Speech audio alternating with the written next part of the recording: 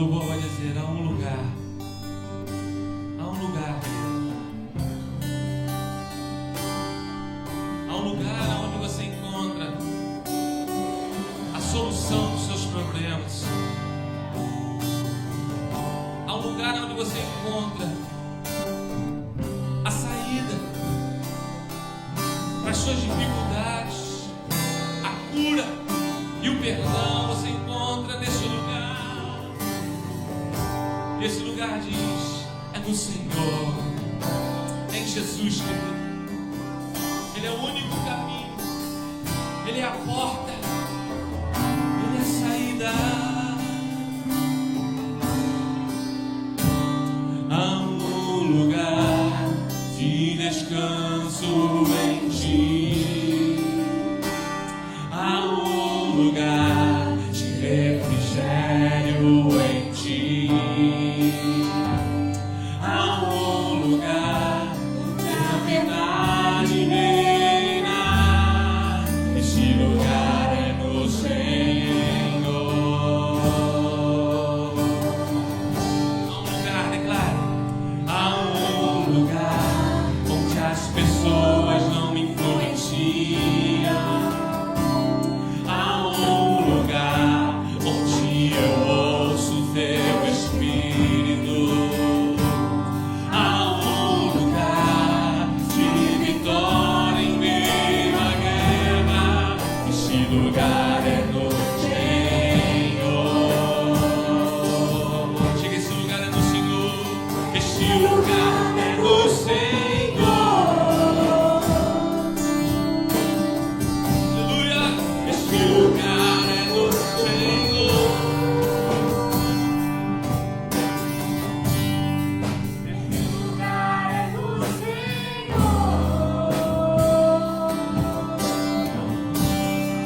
Esse lugar é no Senhor. Declare: há um lugar. Há um lugar que a inconstância não me domina. Há um lugar onde a fé é fortalecida. Há um lugar onde a paz é quem governa. Esse lugar é no Senhor.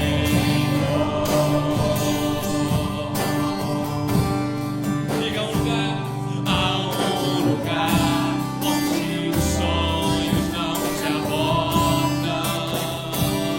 Há um lugar onde o temor não me enriquece. Há um lugar quando se perde aqui se ganha. Esse lugar é no Senhor. Esse lugar é no Senhor. Esse lugar é no Senhor.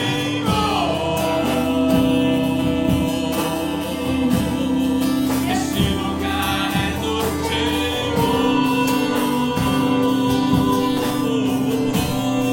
Esse lugar é no Senhor.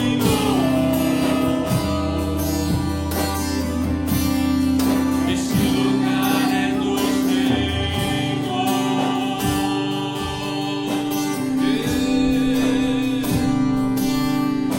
És tudo que eu preciso, Jesus. És tudo que eu preciso, Jesus. És tudo que eu preciso, Jesus.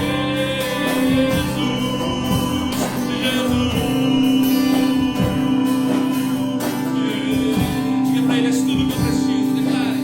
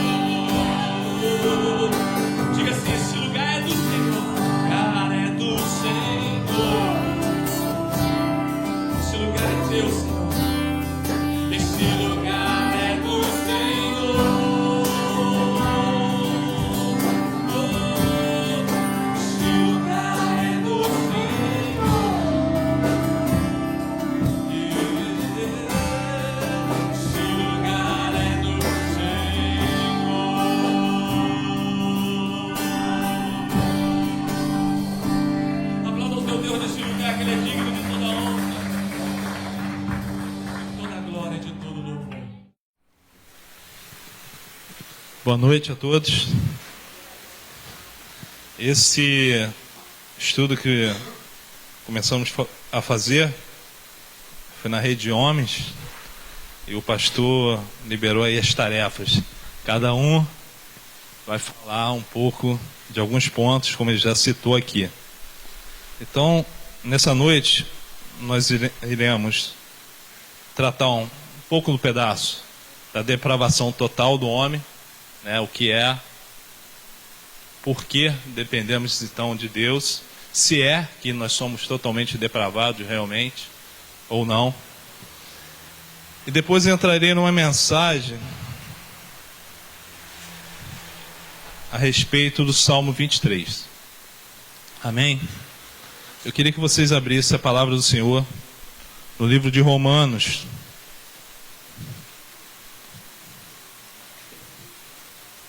no capítulo 3,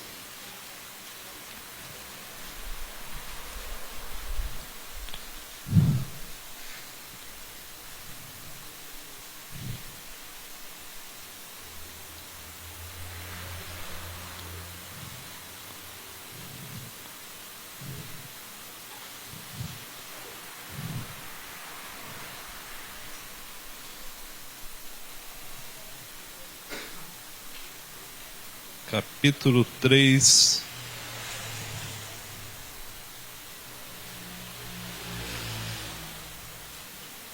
verso Romanos 3, verso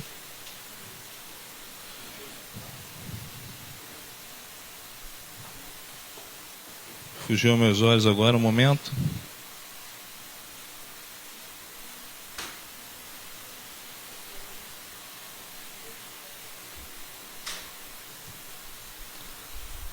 Vinte e três. Amém? Apenas esse verso que diz assim: porque todos pecaram e destituídos estão da glória de Deus. Curvemos a nossa cabeça. Seu Pai, poderoso Deus, Criador do céu e da terra, de tudo que há nesse mundo, visível e invisível, Senhor, nos abençoe com esse estudo agora, que possamos aprender mais de Ti, que possamos guardar no nosso coração e a partir de então praticar o ensinamento. Te agradeço em nome de Jesus, amém. Então, ontem eu estava assistindo a televisão, minha esposa falou: você vai assistir isso? Você nunca quis assistir isso? Eu falei: vou assistir. E era um jornal da Bandeirantes que só passava, não tinha nenhuma notícia boa, nenhuma, era só falando de assalto, sequestro, incêndio, o incêndio na fábrica das linhas correntes, para quem solta pipa, gosta muito, quem faz crochê, e também do incêndio da dentista, que ela foi incendiada por aquele grupo de pessoas, e ali tinha um menor, e o menor que foi culpado assumiu a culpa de ter ateado fogo naquela pessoa. E no dia anterior, estava acamado com dengue, comecei a ver outros filmes na televisão, e 2 filmes sobre a Segunda Guerra Mundial entre os Estados Unidos e o Japão. Eles travaram uma grande batalha numa ilha, onde o exército todo japonês que estava, aquele contingente naquela ilha, eles foram todos dizimados praticamente, sobraram poucos. E muitos soldados norte-americanos também pereceram ali naquele campo de batalha, naquela ilha, que só tinha rochas vulcânicas, não nascia nada ali, era um local, mas era um local estratégico para que fosse a capital do Japão, Tóquio. E nas cenas de guerra, muitas atrocidades. E esse filme foi feito em 2 filmes, uma com a versão norte-americana e outra com a versão dos japoneses. O do filme da versão japonês era as cartas da ilha, que acharam depois, os documentos dos soldados, falando, escrevendo para os seus familiares. Me chamou a atenção um detalhe, que os japoneses, eles tinham um preconceito grande contra os norte-americanos contra os japoneses, e eles achavam, os japoneses, que o norte-americano era um povo extremamente bárbaro. Então eles não podiam se render. Se render era algo terrível. Então eles tinham que fazer banzai! E fazer banzai é se explodir, se jogar ao encontro. Os aviões kamikaze, eles tinham que se matarem em nome do imperador. E muitos fizeram isso. Banzai. Então, não é bonsai, é banzai. E alguns soldados, eles queriam se render japoneses. E os líderes, não, vocês não vão. Se vocês se renderem, a gente mata vocês. E 2 escaparam. Porque um líder japonês, ele conhecia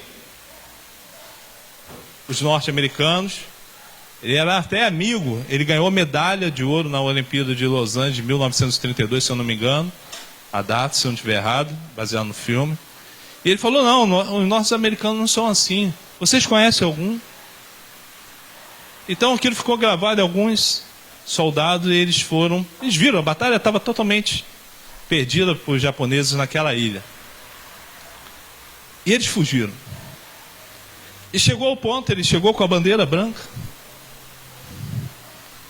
E os soldados, tinha um pelotão, soldado norte-americano, pegaram ele, botaram ele, amarraram, dá água para ele, dá comida para ele. Aí, ele conversando com o outro, que também estava lá, eles dão comida? Eles dão uma refeição para a gente. Que bom, porque os soldados tinham acabado já as provisões dos japoneses, eles estavam comendo era minhoca e alga marinha. Sopa de alga marinha. Era brabo, guerra é braba. Então, de repente aquele pelotão norte-americano, ele sai, ele avança e deixam 2 guardas, apenas vigiando os 2 soldados, que eles iam fazer uma incursão do local. E aqueles 2 soldados norte-americanos começaram a conversar.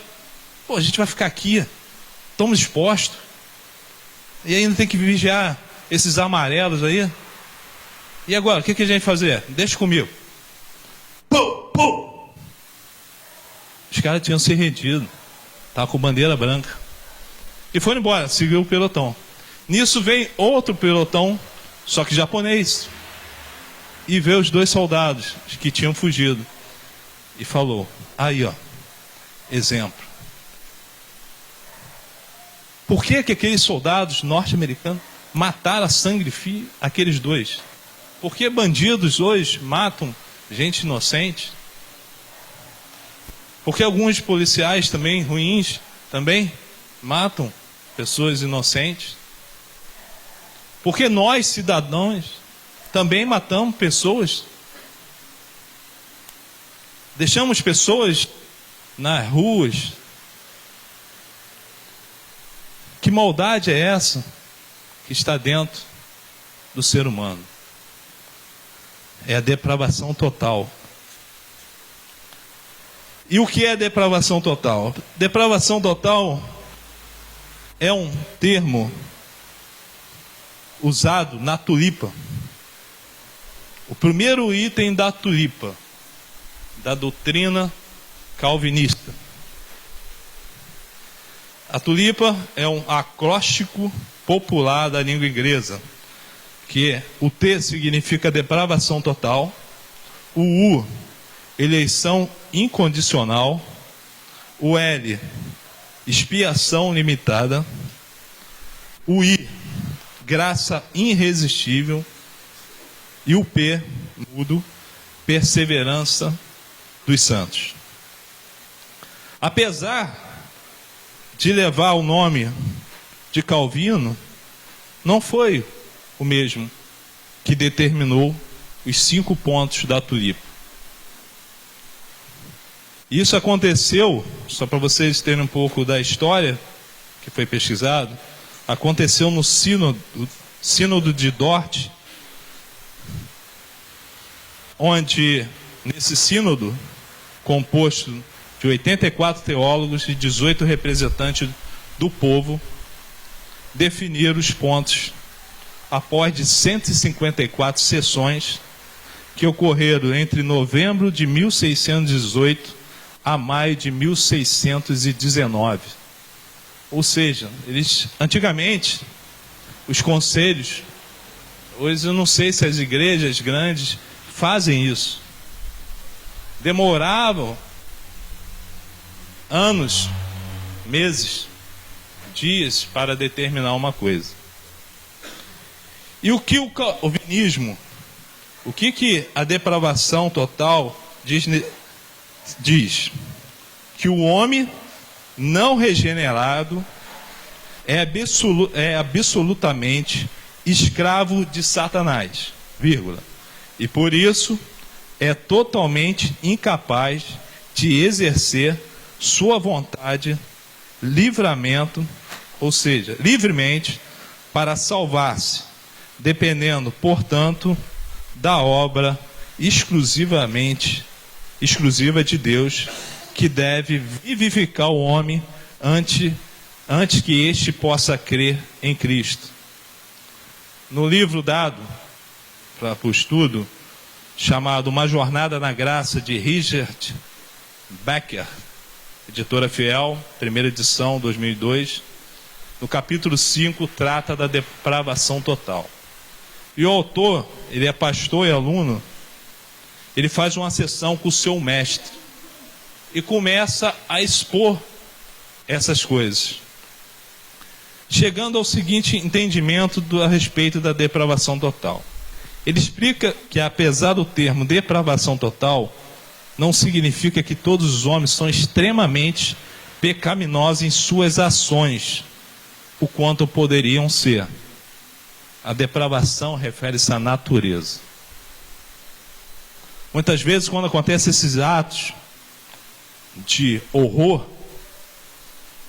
como aconteceu, que nós ficamos espantados, de vez em quando, pum, aparece na televisão, jogaram a criança de um andar, queimaram o mendigo, queimaram o índio, queimaram a dentista, esquartejaram, saíram carregando o menino pela porta. A gente fica totalmente apavorado, abastado, dizendo: como que pode uma pessoa dessa fazer isso? Às vezes eu falo, não sei se já farei isso até por Armando, nós temos a mesma capacidade de fazer essa maldade. Eu tive uma experiência agora recente, um camarada travou o carro e tome de ré, e buzina, e o cara não vem, e dá ré, e o cara não vem. Ah, é?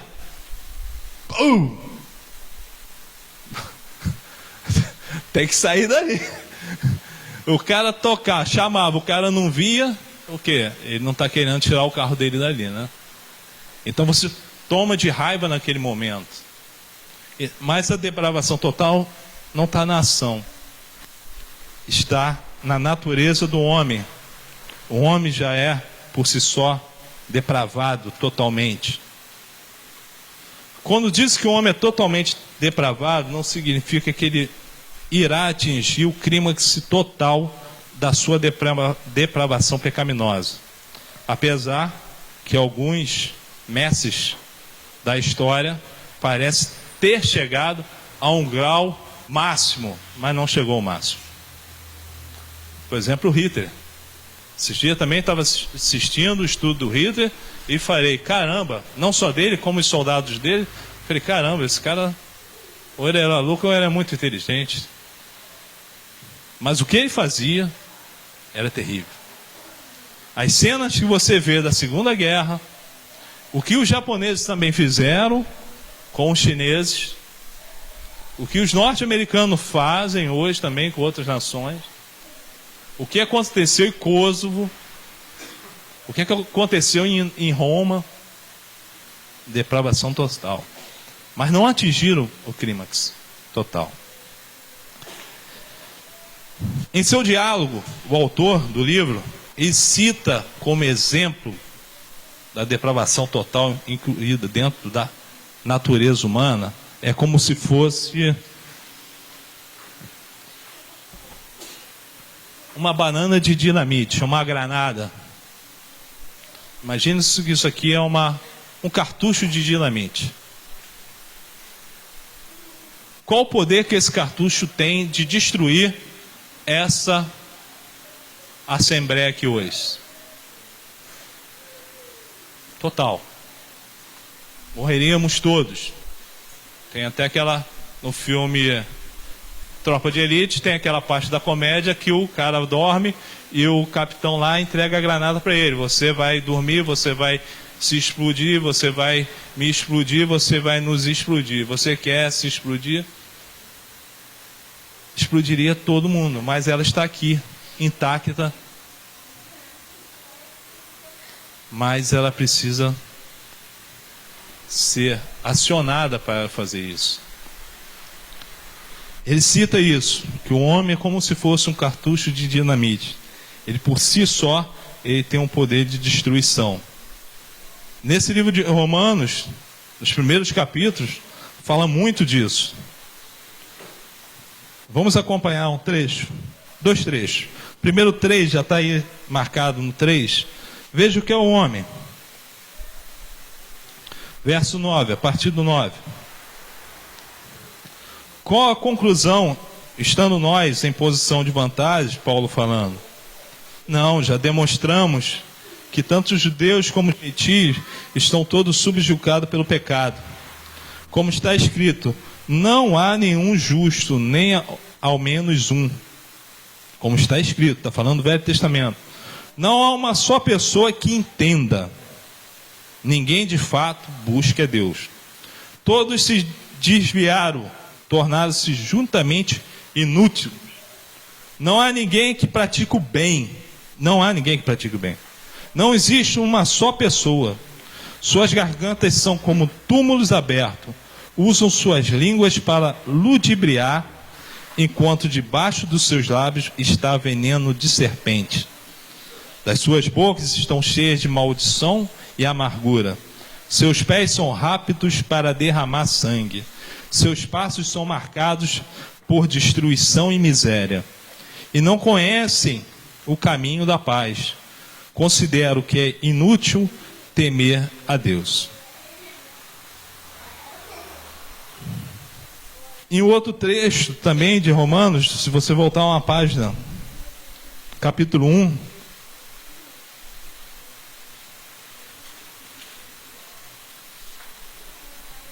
que diz assim, a partir do verso 24. Não, vamos começar do 18. Capítulo 1, verso 18. Portanto, a ira de Deus é revelada dos céus contra toda impiedade e injustiça dos homens, que suprime a verdade pela injustiça humana. Pois o que Deus se pode conhecer é evidente entre ele, porque o próprio Deus lhe manifestou. Pois desde a criação do mundo, os atributos invisíveis de Deus, seu eterno poder e sua natureza divina, têm sido observados claramente, podendo ser compreendidos por intermédio de tudo que foi criado, de maneira que tais pessoas são indesculpáveis. Nas tuas traduções deve estar de outra forma, mas a palavra aí é indesculpáveis. Os homens não têm desculpa para eles. Porquanto, mesmo havendo conhecido a Deus, não o glorificaram como Deus, nem lhe renderam graças. Ao contrário, seus pensamentos passaram a ser levianos, imprudentes, e o coração insensato deles tornou-se em trevas.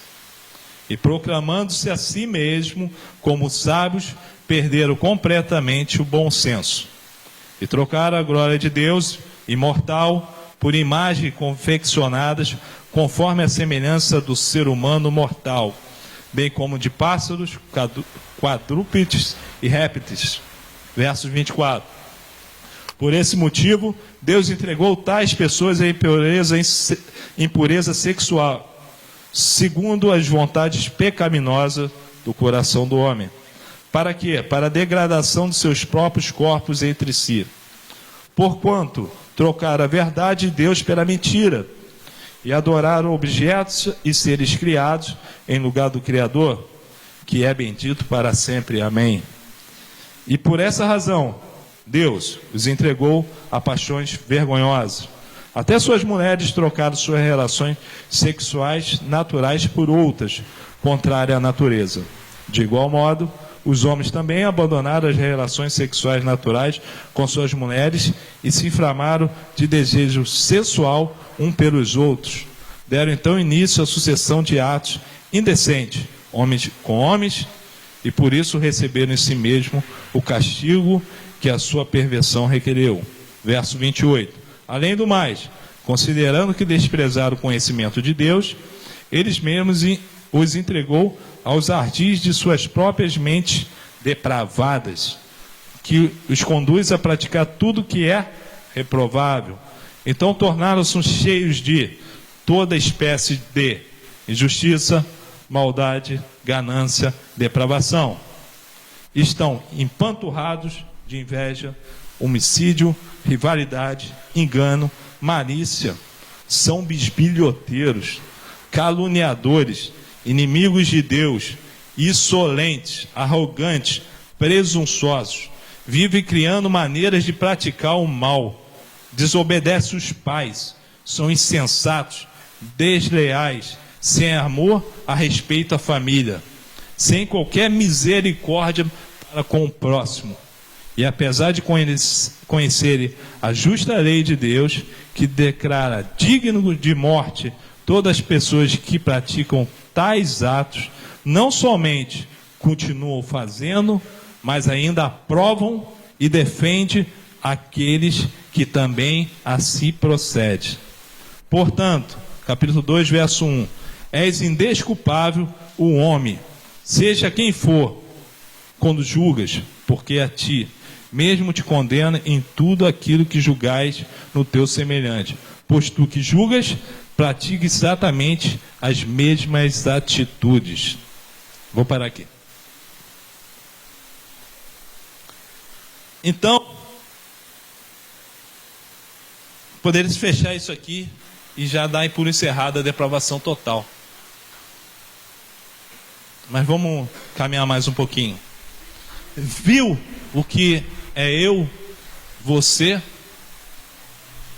o mundo?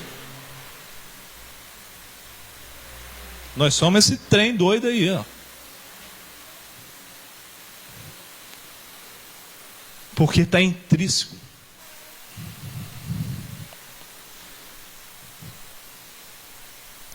Porém, só quando acionada que a banana de dinamite manifesta destruição. Então, por que já somos totalmente depravados? Não atingimos altos níveis de pecaminosidade. Por que nós não praticamos ainda o que aquele fez com a dentista, o que Hitler praticou na Segunda Guerra Mundial, os japoneses contra os chineses, outros casos que você conhece, já ouviu falar dessa coisa macabra, sinistra, totalmente horrorosa? Por uma coisa, pela graça de Deus. Nós não atingimos clímax por causa da graça de Deus, que nesse caso é conhecida como graça comum, ou seja, a graça de Deus comum a todos. Essa graça comum a todos que trava um pouco a nossa maldade. E por que é tão difícil as pessoas? Seria muito interessante, né? Armando, que está ali na filmagem, chegasse ali, as pessoas estivessem passando ali e falassem assim, você é depravado totalmente e você precisa de Deus. O cara vai olhar assim, que isso? Por que é tão difícil eu falar até aqui para a Assembleia ou para outras, para essa congregação, para outra congregação, falar sobre a depravação total? Porque não é tão aceita até no nosso meio.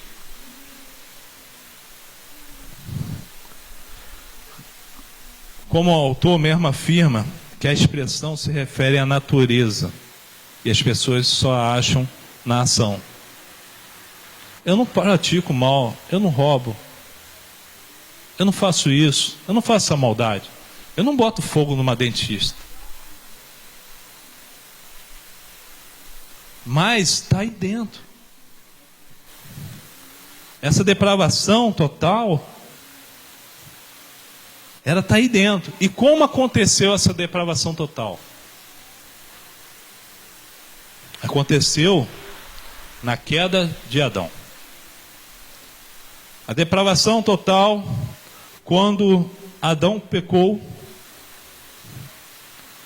transferiu para toda a humanidade.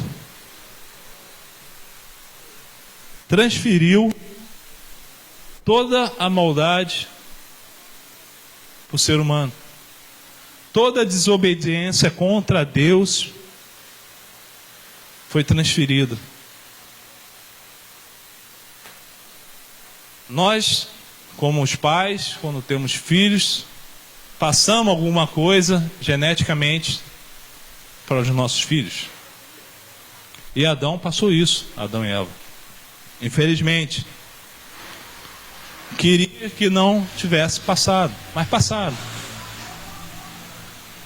Pela queda de Adão, o apóstolo Paulo, em Romanos 5,12, acompanha aí, abra suas Bíblias, em Romanos 5,12.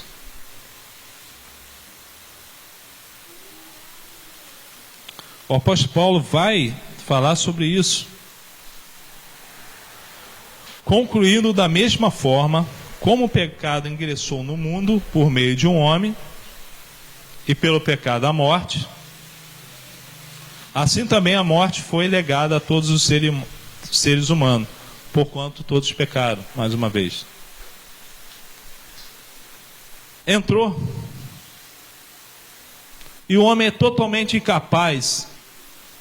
O homem é totalmente incapaz, como já lemos aqui em Romanos, no capítulo 3, no 1, no 2, de ir buscar a Deus.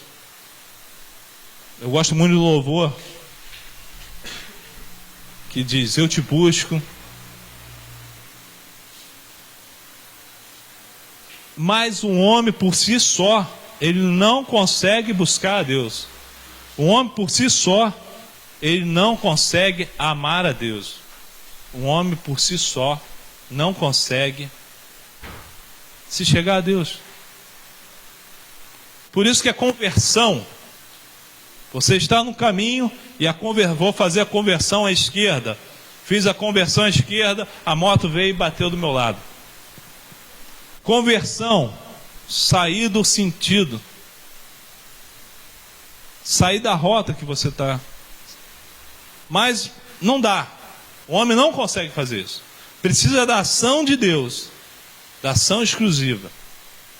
Aí precisa da graça dele, que é a graça individual. Aquela que ele vai e pega o Flávio. Flávio, você é meu. João, você é meu. Pastor, você é meu. Aí você conhece. É ele. Por si só, nós não temos essa capacidade de buscar Deus. Por si só, nós queremos sempre buscar as coisas erradas. Isso acontece comigo. Hoje mesmo, saímos aqui, fiz uma boa ação, lá na praia, empurrei, tirei um carro lá que estava agarrado lá, junto lá. Aí de repente, dormi. Não conseguiu ver o jogo do Fluminense com o Botafogo. Dormi. Aí a Dani, vai dar 6 horas. Tem estudo bíblico. Caramba, vou ou não vou? Vou ou não vou? Por si só, não quer buscar, mas aí que está a grande. Deus fazendo a obra em nós. Ele vem e te chama. Ele vem e te tira do lodo, como diz o Salmo. Te levanta, te arranca lá daquele lodo, do lamaçal, te põe em cima da rocha, que é Cristo. Por si só, o homem não vai a lugar nenhum, a não ser ao inferno, que é lugar nenhum. Mas Deus te pega e te leva para onde? Para a vida eterna, como foi pregado.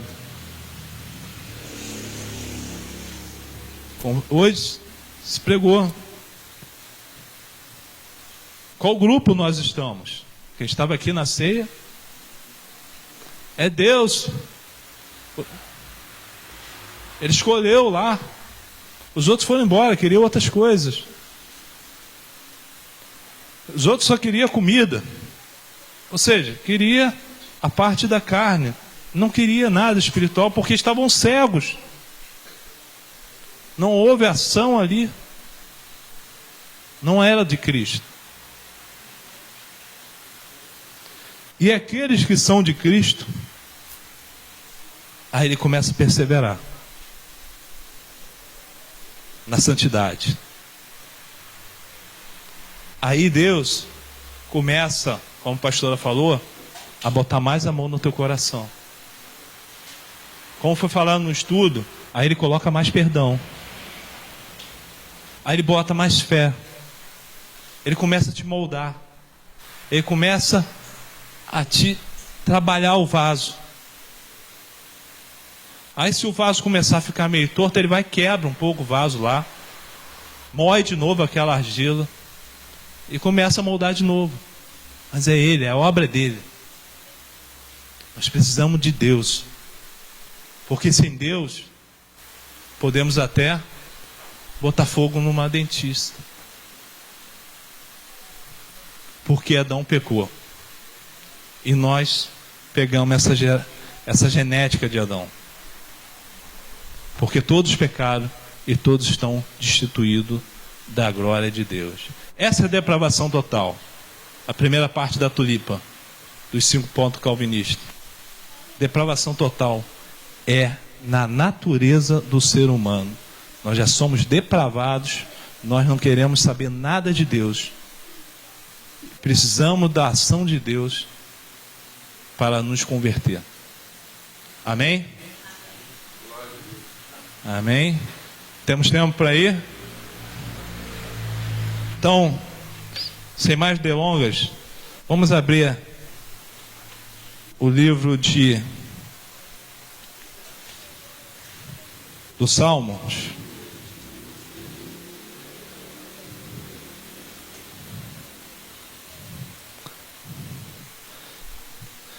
Vamos desse Salmo 23, que é um salmo bastante conhecido.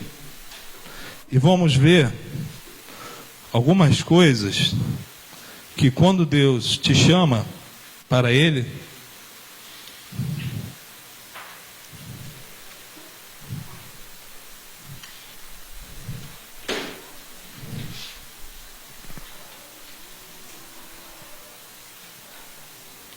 Salmo 23, talvez seja um dos salmos mais conhecidos da Bíblia.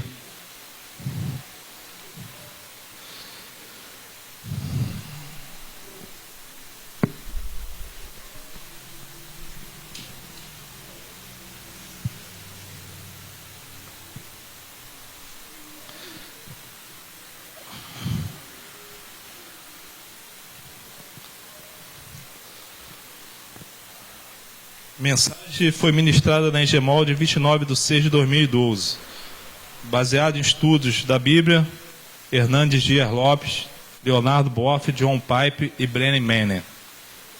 Diz assim o Salmo 23: O Senhor é o meu pastor e nada me falta. Em verdes prados me faz descansar e para águas tranquilas me guia em paz. Restaura-me o vigor e conduz-me nos caminhos da justiça por amor do seu nome, do nome de Deus. Ainda que eu ande pelo vale da sombra e da morte, não temerei mal algum, pois tu está comigo. A tua vara e teu cajado me protegem. Tu preparas um banquete para mim na presença dos meus inimigos. Me honrarás ungindo a minha cabeça com óleo e fazendo transbordar o meu cálice. A felicidade e a misericórdia certamente me acompanharão todos os dias da minha vida, e habitarei na casa do Senhor por dias sem fim. Esse Salmo 23 que acabamos de ler, ele é mundialmente conhecido. Milhões de pessoas sabem até de cor. Eu não, mas pessoas já conhecem de cor. Sua mensagem tem sido conforto para os aflitos, consolo para os tristes e encorajamento para os que estão cansados e abatidos. Jesus Cristo, no Salmo 22, ele é o bom pastor. No Salmo 23, ele é o grande pastor que vive pelas ovelhas. E no Salmo 24, parece até uma linhazinha, é o supremo pastor que voltará para as ovelhas. Quais as vantagens e privilégios e benefícios de ser uma ovelha do bom, grande e supremo pastor? O Salmo 23 nos fala sobre 3 importantes verdades. E a ministração será dividida nessas 3 verdades. Na primeira parte, exploraremos um pouco a respeito do pastor das ovelhas. Em seguida, mostrarei as provisões das ovelhas. Em terceiro, para concluir, falarei um pouco do futuro das ovelhas, do pastor, que é Jesus Cristo. Verso 21, verso 1 do 23, que lemos: o Senhor é meu pastor e nada me faltará. Tem uma versão que diz assim: ó Eterno, meu pastor, não preciso mais de nada. Compreende? Pode deixar até ele, é só vocês prestarem atenção, ele não vai atrapalhar. A primeira, nessa parte, falar sobre o pastor de ovelha, tem 2 coisas que é interessante. A primeira é que o pastor das ovelhas, ele é divino. Ele é divino. A palavra usada aqui no Senhor, como nós estudamos aqui na escola bíblica, é o que leva o nome da igreja, é Yahvé. É o tetragrama sagrado.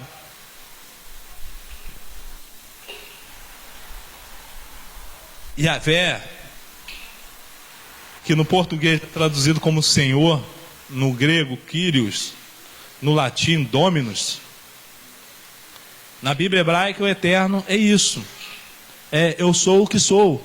Foi a mesma palavra que o salmista usou aqui, a mesma palavra que foi usada lá em Êxodo, quando Deus apareceu para Moisés. Ele falou: mas qual é o seu nome? Direi o quê? Quem é o Deus? Diga, eu sou o que sou. E o que significa eu sou o que sou? O teólogo apostólico romano Leonardo Boff, em seu livro O Senhor é meu pastor, consolo divino para desamparo humano, relata Yahvé, Senhor, da seguinte forma: Yahvé, Senhor, etimologicamente é o futuro do verbo ser. Então o sentido existencial é: eu sou aquele que serei, quer dizer, eu sou aquele que estará sempre contigo, aquele que caminhará contigo pela manhã e pelo resto de toda a tua vida. Amém? Ele resume na página 56 que o nome Yahvé ganha dimensões cósmicas. dimensões cósmicas, nós tivemos aqui um aprendizado com o Armando, né? Que falou sobre aquelas galáxias todas aí. E você chegar agora nessa lua que está um pouco mais fechada, for lá para a praia e deitar e olhar para cima, como ontem estava tudo estrelado, essa vastidão é Yahvé. Eu sou o que criou isso aí. E nós somos as suas ovelhas. Ele é o Deus da aliança, é o Deus de toda a graça, é o Deus que pegou você, me pegou, quer pegar outros aí fora, buscou, tirou e quer levar para o reino eterno dele. O nosso Criador, aquele que sustenta o universo todo, a terra, nossas vidas, e o nosso Salvador também. Nele nos movemos e existimos. Esse é o pastor, ele é divino, totalmente divino. Mas ele também é pessoal. Porque o salmista fala: o Senhor é o meu pastor. Ele é pessoal. Ele conhece você. Ele chama pelo teu nome. Ele conhece aqueles que é dele. Ele não deixa o maligno tocar, porque você já é dele. Ele te guarda. Ele te abraça. Ele te beija. Ele te faz carinho. Ele é teu pai. Ele vela por nós. Cuida de nós e das nossas necessidades. Alguém andou pelado ano passado? Alguém andou pelado ano passado aí? Alguém andou pelado? Alguém passou fome de ter que comer minhoca? Ele te sustenta quando você é a ovelha dele. Não há, porque ele é teu pastor. Ele é teu Deus. Ele é o teu amado. Falemos agora dos versos seguintes, de 2 a 5, que são as provisões das ovelhas. Em verde prados me faz descansar, para as águas tranquilas me guia em paz. Restaura-me o vigor e conduz-me nos caminhos da justiça, por amor do seu nome.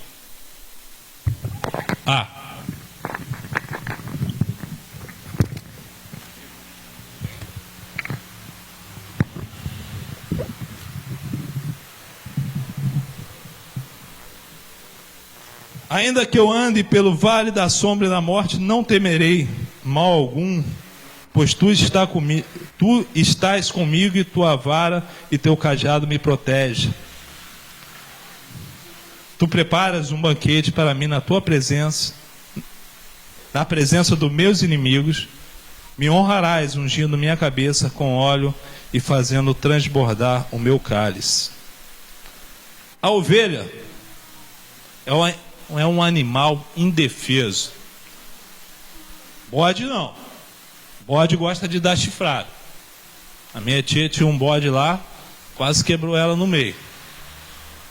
Mas ovelha, ela é calma. Ela é indefesa. Ela é míope, não enxerga direito. É incapaz de se cuidar de si mesmo. Ela necessita de um pastor para cuidar dela. E no texto, existem 4 provisões que a ovelha recebe do pastor. A primeira no verso 2, ele me faz repousar em pasto verdejante e me leva junto das águas de descanso. O que é isso? O Senhor nos faz repousar em pastos verdejantes e nos leva para as águas de descanso. Não apenas nos proveu o alimento e a água, também nos traz paz no vale. Ele te dá descanso. Você pode descansar em Deus. Aquele que não descansa em Deus só vive ansioso. Por isso que Cristo foi lá e falou: não ficais ansiosos. O pastor está falando: não ficais ansiosos. Descansa. O pastor Antônio Cirilo tem muitas músicas que falam: descansa, vou reclinar em teu colo, senta aqui do meu lado quando estiver dirigindo. Descanso em Deus. Segunda provisão é direção. Verso 3: refrigera minha alma, guia-me pelas veredas da justiça, por amor do seu nome. Se Deus não tivesse agido em nós, nós estaríamos totalmente depravados, como o pessoal aí. Estariam nas ações. Na natureza ainda estamos, mas estaria nas ações. Estaria andando em caminhos tortuosos, caminhos errados, caminhos de desobediência, de rebeldia contra o próprio Deus. Ele que dá a direção. Está dizendo aqui: guia-me pelas veredas. Guiar. O pastor guia as suas ovelhas. E você acha que Deus, aquele que criou os céus e a terra, como nós falamos, aquele que é o divino, que criou essa vastidão aí que é imensurável, ele não vai te guiar corretamente? Por que nós, homens insensatos, temos que querer andar com nossos próprios pés? Mas é uma coisa meio louca. Deus fala assim: não vai, e a gente vai. Não vou obedecer a Deus. Isso não acontece só com nós. O apóstolo Paulo, lá em Atos, diversas vezes, Deus se mostrou para o apóstolo Paulo para ele não ir para um lugar, e ele ia. Ele queria ir de qualquer jeito para aquele lugar lá. Está lá em Atos. Apareceu em sonho. O Espírito falou com ele. Mas mesmo assim o bicho era teimoso, queria ir de qualquer jeito. É da nossa não querer que Deus nos guie. Mas é Deus que sabe os nossos caminhos. Deus que vai nos conduzir para as veredas da justiça, por amor do seu nome.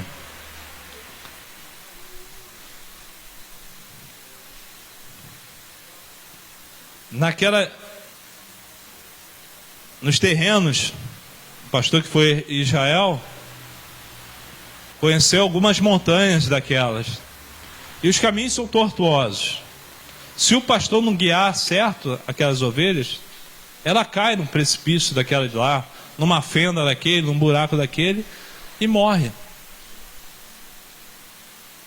E isso acontece com alguns que não deixa Deus guiar. Terceira provisão é a consolação, verso 4. Ainda que eu ande pelo vale da sombra da morte, não temerei mal nenhum, porque tu estás comigo, o teu bordão, o teu cajado me consolam.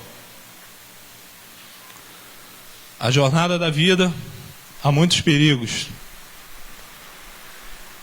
Como o pastor falou hoje de manhã cedo aqui, a vida cristã não é um parque de diversão. A vida cristã não é uma brincadeira. Não é um oba-oba. A vida cristã é uma coisa séria. E as ovelhas, elas passam nesses lugares sinuosos, perigosos, tortuosos. Mas o pastor está do lado, consolando. Existe aquela folhinha popular das pegadas na areia, conhecidas por muitos, que tinham 2 pegadas, depois só tinha uma. É quando Deus te consola, te bota. Podemos exemplificar com isso. Deus é o Consolador. Mesmo que andemos no vale da sombra e da morte, e o que é andar no vale da sombra e da morte, se não andar na própria morte? Não precisamos ter mal algum, porque o nosso pastor estará conosco.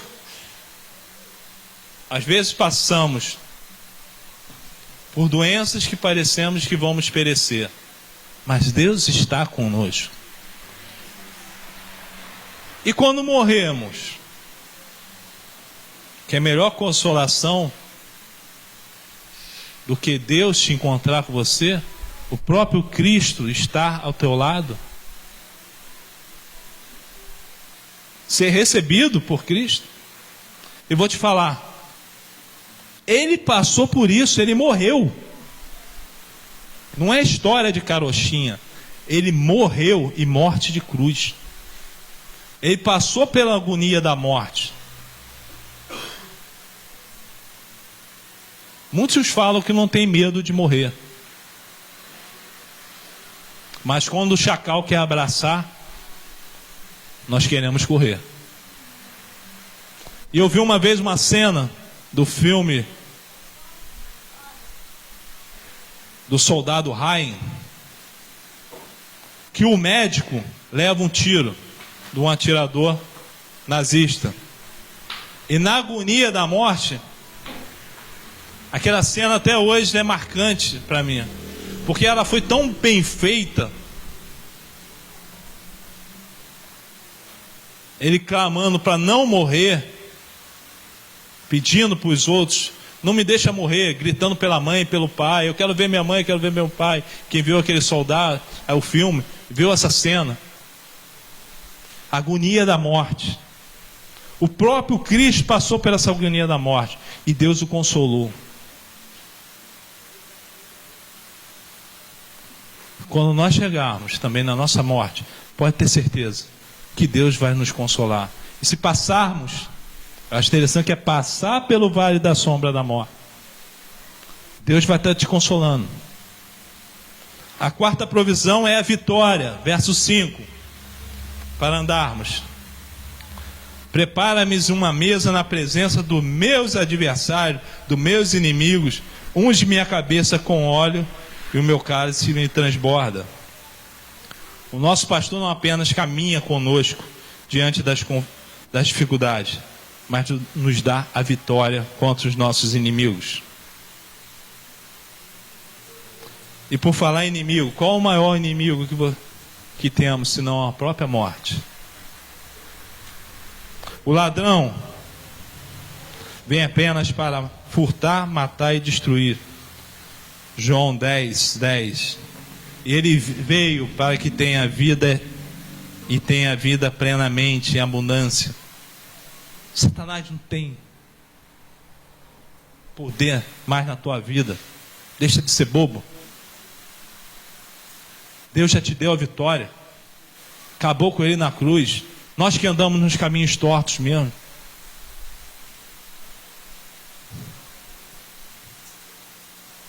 Faz que nem a irmã fez hoje. Quando tentou dar as agulhadas nela lá, ela logo repreendeu, logo mandou logo para o espaço. Deus já te deu a vitória. Porém, o inimigo mais cruel, mais perigoso e mais astuto, que pode te levar para o inferno, sabe quem é? Marcel. No meu caso. No seu caso, Jorge, é o Jorge. No seu caso, Fábio, é Fábio, é Armando. O inimigo mais cruel, como diz John Piper, somos nós, porque conhecemos a verdade e queremos andar no caminho errado. Brennan Manning, no livro dele, Impostor que Vive em Mim,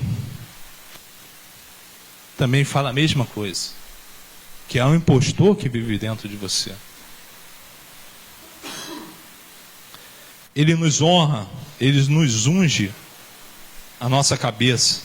E detalhe, faz um banquete. Para terminarmos, vamos falar o futuro das ovelhas. Verso 6. bondade e misericórdia certamente me seguirão todos os dias da minha vida, e habitarei na casa do Senhor para todo sempre. A ovelha de Jesus tem um passado, e é um passado limpo. Nós somos lavados e remidos no sangue da sua morte vicária, expiatória na cruz do Calvário.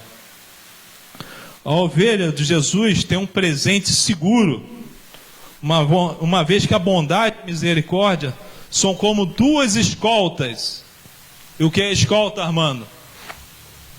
Se não a proteção, andando lado a lado contigo, que nos rodeia todo dia das nossas vidas. Bondade e misericórdia é o que Deus nos dá sem merecermos, só pela sua graça. Nós não merecíamos nada, só merecíamos juízo, inferno. Mas Ele não. Com a graça, Ele nos dá bondade e misericórdia. Ele suspende o castigo, ou suspendeu o castigo na cruz do Calvário, que era para nós, e nos abençoa quando merecíamos ser punidos. Uma vez eu falei isso, não sei se falei aqui, vou falar de novo. Quem viu o filme A Paixão de Cristo, de Mel Gibson? Vocês viram que na hora que ele foi pregar a mão direita de Jesus, naquele filme ilustrado, eles pegam, tenta puxar, e vai, e fica aquela força. Aí dá a impressão que Jesus não está querendo deixar o braço ir. Mas aquela força total que ele estava fazendo no braço, chegaram a meter o pé para puxar, é porque as cruzes, antigamente, elas tinham um buraco para o cravo entrar melhor. E já tinham tirado a medida. Aquela cruz não era dele, não era para o braço dele, era para o nosso, era para o braço de Barrabás, era para os nossos braços. Por isso que puxaram.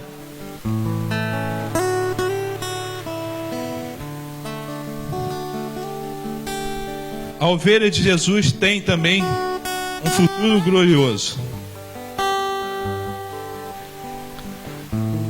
E habitarei na casa do Senhor para todo sempre. Pois depois que sua jornada terminar nesse mundo, depois que os nossos olhos fechar pela última vez,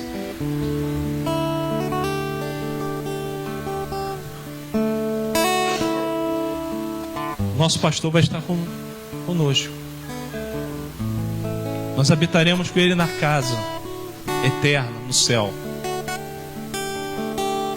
Ele preparou um lugar, uma casa, um lar, uma pátria. O céu é o nosso destino. E estaremos sempre com Ele. Reinaremos com Ele. Desfrutaremos a sua bendita companhia para todo sempre, sempre, sempre. E lá não haverá choro, nem pranto, nem dor. Estaremos no novo céu e na nova terra. E para concluir, quão felizes são as ovelhas do bom, do grande e do supremo pastor.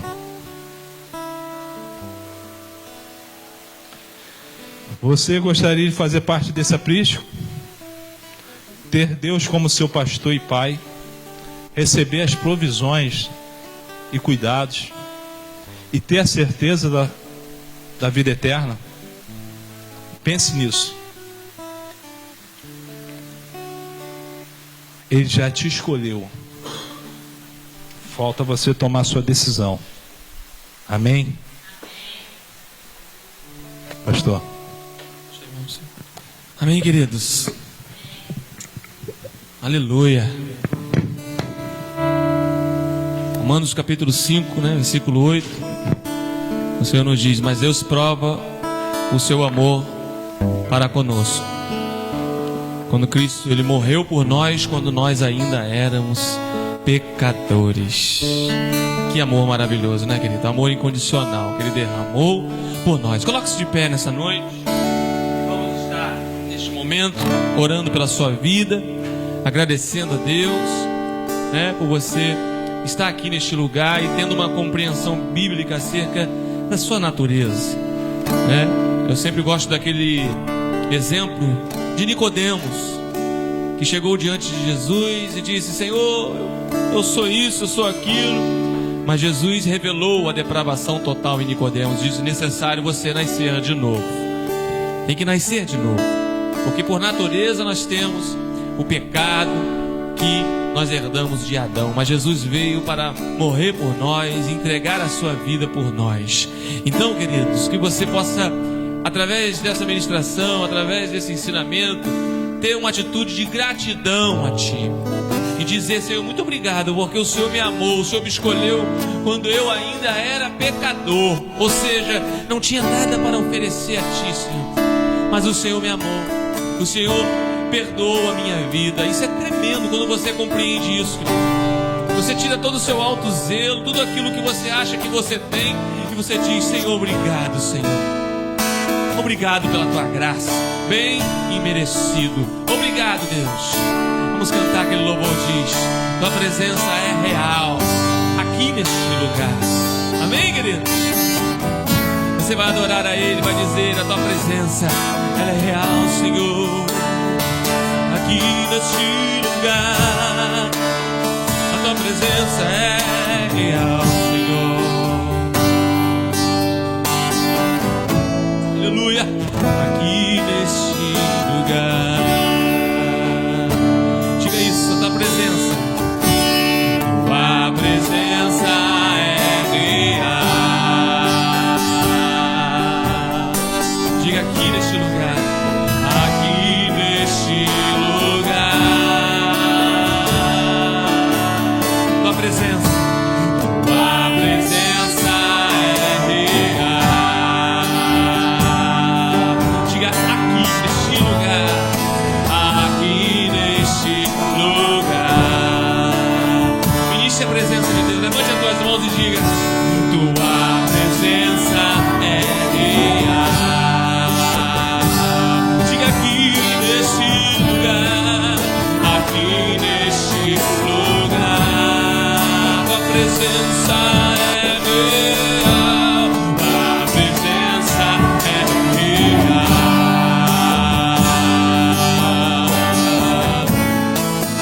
Aqui neste lugar. Então adorarei. Então adorarei.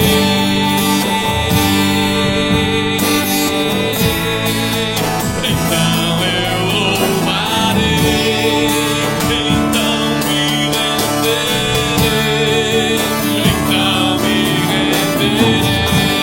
Então me renderei totalmente, totalmente a Ti. Então adorarei. Então adorarei. Adore Ele, querido. Então eu louvarei. Então eu louvarei. Oh Senhor, só a Ti. Então me renderei totalmente, totalmente a Ti.